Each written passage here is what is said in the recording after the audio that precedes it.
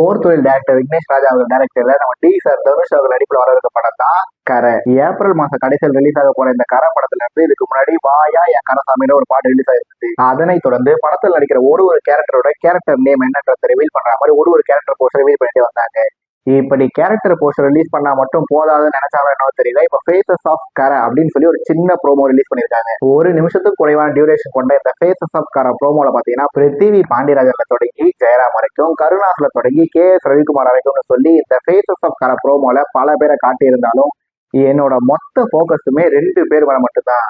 அவங்க 2 பேருமே மலையாள சினிமாவை சேர்ந்தவங்க. ஒன்னு மமிதா பைஜு, இன்னொன்னு சூரஜ் வெஞ்சரமூடு. நாம இதுக்கு முந்தின வீடியோஸ்ல பேசும்போது மமிதா பைஜுவை ஒரு சீரியஸான கதையில பாக்குறது ரொம்ப ஆவலா இருக்கு அப்படின்னு நம்ம சொல்லியிருந்தோம். அதே மாதிரி சூரஜ் வெஞ்சரமூடு அவர்களுக்கு தமிழ் சினிமால ஜன கன மன மாதிரி ஒரு படம் கூடி விரைவில் கிடைக்கணும் அப்படின்னு சொல்லியிருந்தோம். என்னோட இந்த 2 எதிர்பார்ப்பையும் இந்த கரை படம் தருன்ற நம்பிக்கையை இந்த ஃபேசஸ் ஆஃப் கரை ப்ரோமோ எனக்கு தந்திருக்கான்னு கேட்டா கண்டிப்பா தந்திருக்கு. இந்த ப்ரோமோட மொத்த டியூரேஷன் முன்னாடியே சொன்ன மாதிரி 1 நிமிஷத்தோட குறையுது. இதுல மமிதா பைஜு ஒரு சில செகண்ட் தான் வராங்க, நம்ம சூரஜ் வெஞ்சரமூடு அவர்களும் ஒரு சில செகண்ட் தான் வராரு. அப்படி இருக்கும்போது இந்த படம் எப்படி உன்னோட எதிர்பார்ப்பை தீர்க்கும் அப்படின்னு சொல்லி ஒரு சில யோசிக்கலாம். ஆனா ஒரு பானை சோத்துக்கு ஒரு சோறு பதம் இல்லையா? மமிதா பைஜு மேடமா நம்ம இது படி பல படங்கள்ல மாடல் காஸ்டியூம்ல பார்த்திருக்கோம்.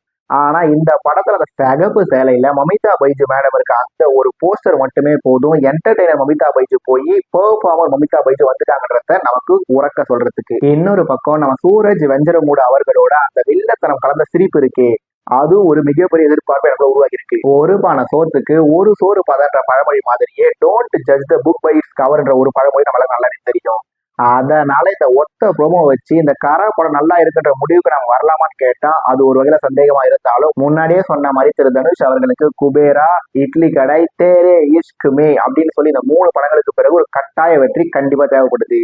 அதனால அந்த கட்டாய வெற்றியை இந்த கரை படம் தருமா தராதான்றத ஏப்ரல் மாசம் கடைசியில இந்த படத்தை பார்த்து தெரிஞ்சுக்கலாம்.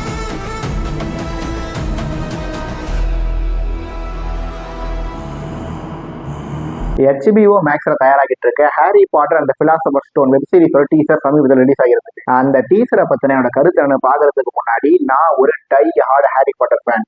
எந்த அளவுக்கு ஹாரி பாட்டர் ஃபேன்னா, ஹாரி பாட்டர்ல 7 புக்கு, 8 படம், cursed child play, fantastic beast படங்கள்னு சொல்லிட்டு எனக்கு எப்பெல்லாம் போர் அடிக்குதோ அப்பெல்லாம் ஹாரி பாட்டருக்கு 8 படங்களை போட்டுட்டு பார்த்துக்கிட்டே இருப்பேன். இந்த அளவுக்கு ஒரு டையார்டு ஃபேனா இருக்கிறதுனாலையும் ஹாரி பாட்டர் புக் பிளஸ் படங்கள் 2த்தையும் படிச்சவன் பார்த்தவன்ற அடிப்படையிலையும் புக்ல இருந்த பல விஷயங்கள் படத்துல இருந்திருக்காது, படத்துல இருந்த ஒரு சில விஷயங்கள் புக்ல இருந்திருக்காது. ஆனா ஒட்டுமொத்தமா பார்த்தோம்னா புக்ல இருந்த பல விஷயங்கள் படத்துல இல்லாம போயிருக்கும். ஏன்னா எல்லாருக்குமே தெரியும் புக்ல இருக்க எல்லாத்தையும் படத்துல இருக்க முடியாது. இதனால புக்ல இருந்த ஒரு சாப்டரையும் ஒரு எபிசோட வெப் சீரிஸ் எடுத்தா எப்படி இருக்கும் அப்படின்னு சொல்லி நான் பல நாள் ஆசைப்பட்டிருக்கேன். அந்த ஆசையை நிறைவேற்றுற மாதிரி HBO max Harry Potter book சீரிஸை பேஸ் பண்ணி ஒரு வெப் சீரிஸ் எடுக்க போறாங்க அப்படின்னு சொல்லி ஒரு அனௌன்ஸ்மெண்ட் வந்தப்ப ஏன் அளவுக்கு சந்தோஷப்பட்ட இந்த உலகத்திலேயே இருந்திருக்க முடியாதுன்னு சொன்னா அது கொஞ்சம் ஓவரான விஷயமா இருந்தாலும் அது ஒரு வகையில உண்மைதான். அதனை தொடர்ந்து Harry Potter, Hermione Granger, Ron Weasley இந்த மேஜிக்கல் ட்ரியோ ரோல் நடிக்க போற சின்ன பசங்க இவங்க தான் அப்படின்னு சொல்லி ஒரு அனௌன்ஸ்மெண்ட் விட்டாங்க. அந்த அனௌன்ஸ்மெண்ட்டை பார்க்கும்போது என்னோட எதிர்பார்ப்பு கொஞ்சமா குறைஞ்சிருக்குது. இப்ப இந்த வெப் சீரிஸோட டீசர் வந்திருக்கு. இந்த டீசரை முழுசா பார்த்து முடிச்ச பிறகு என்னோட மைண்ட் செட் எப்படி இருக்குன்னா, சாமிங்களா தயவு செஞ்சு ஹாரி பாட்டரோட புகழை மட்டும் கெடுத்துடாதீங்க சாமிங்களா அப்படின்னு சொல்லிதான் இருக்கு. இதுக்கு என்ன காரணம்னா, இவங்க என்னதான் பிரம்மாண்டமா இந்த வெப் சீரிஸ் எடுத்தாலுமே கூட நம்ம கண்டிப்பா film Harry Potter versus web series Harry Potter அப்படின்ற கம்பேரிசனை கண்டிப்பா பார்க்க தான் போறோம். டேனியல் ராட்க்ளிஃப் எப்படி ஹாரி பாட்டர் நடிச்சாரு, இந்த சின்ன பையன் எப்படி ஹாரி பாட்டர் நடிச்சிருக்காரு, எம்மா வாட்சன் எப்படி ஹெர்மைனி கிரேஞ்சரா பெர்ஃபார்ம் பண்ணாங்க, இந்த சின்ன பொண்ணு எப்படி பெர்ஃபார்ம் பண்ண போறாங்க, ரூபர்ட் கிரிண்ட் எப்படி ரொனால்டு வீஸ்லியா கலக்குன்னு கலக்கினாரு, இந்த சின்ன பையன் இதே மாதிரி கலக்குவாரா கலக்க மாட்டாரா அப்படின்ற ஒரு சந்தேகம் அவங்க கண்டிப்பா வர தொடங்கிறது. இப்படி மேஜிக்கல் ட்ரியோ மட்டும் இல்ல, மெகானகல், ஹாக்ரிட், டம்பிள்டோர், ஸ்னேப், மேல்ஃபாய்னு சொல்லி எந்த ஒரு கேரக்டர் எடுத்துட்டாலுமே இந்த டீசர்ல வந்த ஒரு ஃபேஸையை பார்க்கும்போது நம்மளோட கம்பேரிசன் மொத்த மூவிஸுக்கு போய் இந்த டீசர் எனக்குள்ள வெறுமனே நெகட்டிவ் தாட்ஸை மட்டும்தான் உருவாக்கியிருக்கு. இதன் மூலம் நான் சொல்ல வர விஷயம் என்னன்னா, 2026 கிறிஸ்துமஸ்க்கு ரிலீஸ் ஆக போற இந்த முதல் சீசன், அதாவது Harry Potter and the philosopher stone season 1 web series உண்மையிலேயே இந்த டீசர் இருந்த மாதிரி நல்லா இல்லாம ரொம்ப நல்லா இருந்துட்டா ரொம்ப சந்தோஷம். அதுவே டீசர்ல சொதப்பின மாதிரியே வெப் சீரிஸையும் சொதப்பி Harry Potter book series plus Harry Potter film சீரிஸோட லெகசிக்கு மட்டும் ஏதாவது டேமேஜ் உருவாச்சு, எனக்கு இந்த வாரம் பிளஸ் சாபம் இந்த மாதிரி விஷயங்கள்லாம் சுத்தமா நம்பிக்கை இல்லைன்னா கூட பரவாயில்ல, நீங்க மட்டும் ஹாரி பாட்டர் லெகசிக்கு கலங்க விளைவிக்கிற மாதிரி ஏதாவது ஒரு காரியத்தை பண்ணி இருந்தீங்கன்னு வச்சுங்க, என்ன மாதிரி டையார்டு ஹாரி பாட்டர் ஃபேன்ஸோட சாபம் உங்களை சும்மா விடாது. சாபனா எப்படி ஸ்டூபிஃபைலாம் கிடையாது, டைரக்டா அவார்டா கெடார்வாதா அப்படின்றத மட்டும் மைண்ட்ல வச்சுக்கோங்க. Are you really Harry Potter?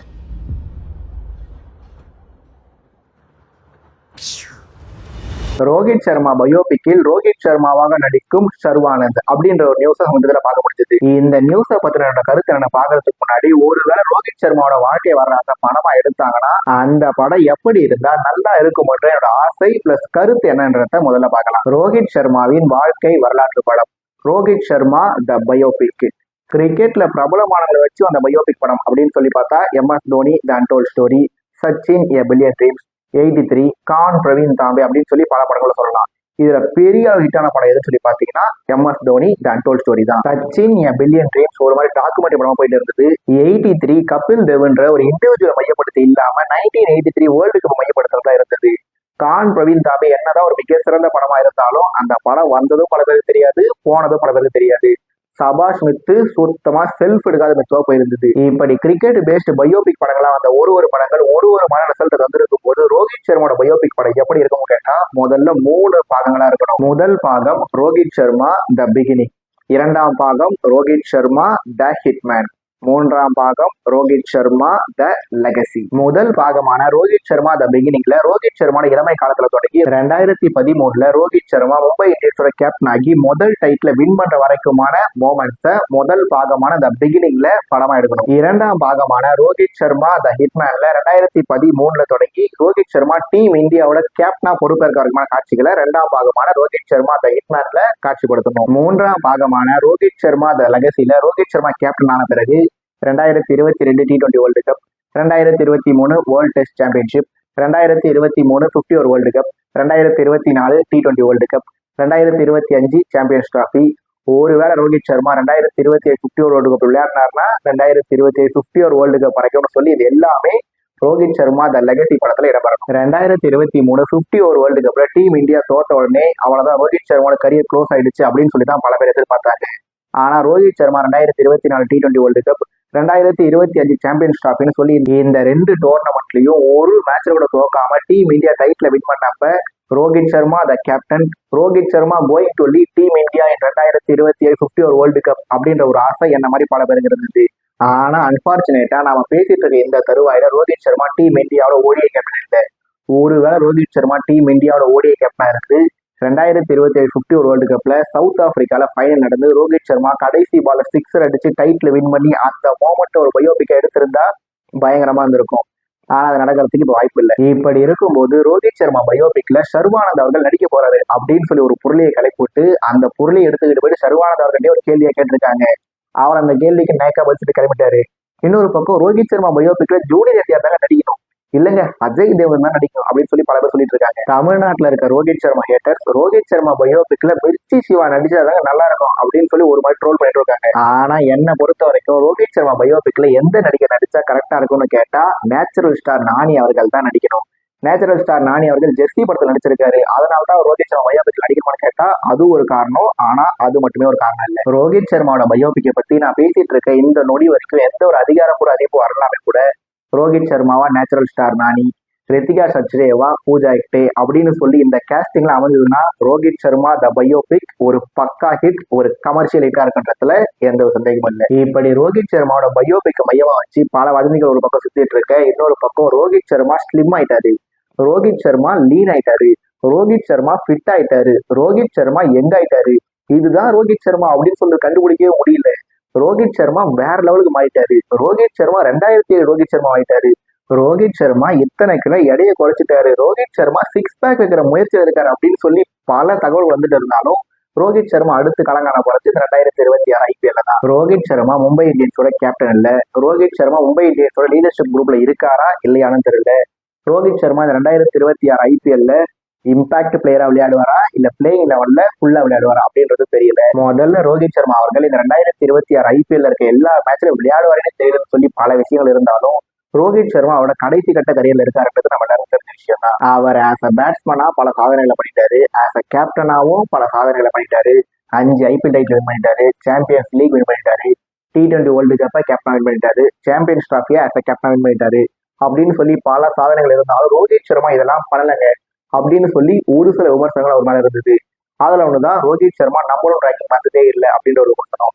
அதை ரோஹித் சர்மா அவர்கள் கொஞ்ச நாள் முன்னாடி முறியடிச்சிட்டு இருந்தாரு. மீதம் இருக்க ஒரு சில விமர்சனங்கள்ல மிக முக்கியமான விமர்சனம், ரோஹித் சர்மா இத்தனை வருஷம் ஐபிஎல் விளையாடி ஒரு தடவை கூட ஆரஞ்சு கேப்பை வின் பண்ணதில்லைங்க அப்படின்ற விமர்சனம். ரோஹித் சர்மாவோட கரியர் ட்ராக் ரெக்கார்டை கொஞ்சம் எடுத்து பார்த்தோம்னா அவரால் எதெல்லாம் முடியாதுன்னு சொல்லி சொன்னாங்களோ அது எல்லாத்தையுமே ரோஹித் சர்மா கொஞ்சம் கொஞ்சமா முறியடிச்சுட்டு தான் வந்திருக்காரு.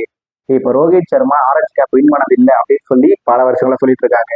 இந்த 2026 ஐபிஎல் ரோஹித் சர்மா அந்த ட்ராக் ரெக்கார்டை மாத்தி ஆரஞ்சு கேப்பை வின் பண்ணுவாரா, வின் பண்ண மாட்டாரா அப்படின்றதான் இந்த 2026 ஐபிஎல்ல பார்க்க வேண்டிய மிக முக்கியமான விஷயம். ஒருவேளை இந்த 2026 ஐபிஎல்ல ரோஹித் சர்மா அவர்கள் ஆரஞ்சு கேப்பை வின் பண்ணிட்டாருன்னா அவர்கிட்ட மிச்சம் இருக்க ஒரே ஒரு குறை 2027 50 ஒரு வேர்ல்டு கப் மட்டும்தான். ரோஹித் சர்மா ஒரு கேப்டனா இருந்து 2027 50 ஒரு வேர்ல்டு கப் வின் பண்ணியிருந்தா ஒரு சாட்டிஸ்பாக்சன் உருவாகும் இல்லையா?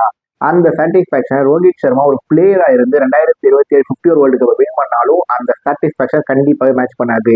பட் 2026 ஐபிஎல்ல ரோஹித் சர்மா ஆரஞ்சு கேப்பை வின் பண்ணாலும் சரி, வின் பண்ணலனாலும் சரி, ரோஹித் சர்மா 2027 50 ஒரு வேர்ல்டு கப்பை ஒரு பிளேயரா வின் பண்ணாலும் சரி, வின் பண்ணாலும் சரி, எப்பவுமே நான் ரோஹித் சர்மா சொன்ன ஒரு தத்துவத்தை எப்பவுமே நான் ஃபாலோ பண்றது வழக்கம். அது என்ன தத்துவம்னா, whether we win whether we lose, we have to smile, we has to smile.